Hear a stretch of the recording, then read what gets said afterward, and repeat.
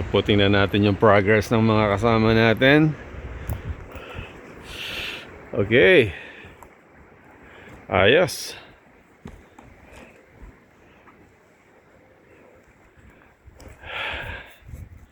Yan po si Arnel. Ito yung tent niya.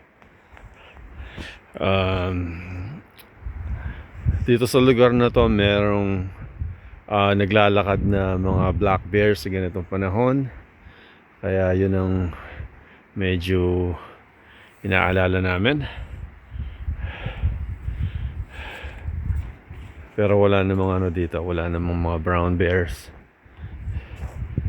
So yan, halos pang solo lang. Ito maganda yung setup nito, Wing. Meron na siyang tarp, oh.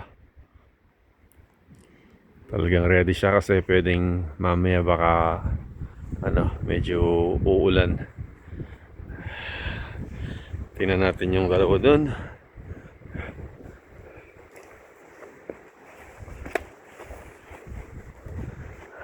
Tingnan natin. Yan.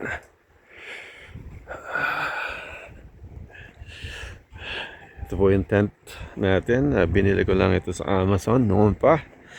Ano lang siya, medyo mumurahin na tent. Hindi talaga siya wala siyang ganong mga ventilation, kaya hindi siya maganda. Itong tent nila, ito maganda kay kapag nagkaroon ng pagkakataon na kailangan magano din ako, kukuha ako ng medyo maganda-gandang tent. Ayan, ito yung kay Jay. Dito naman si Randall.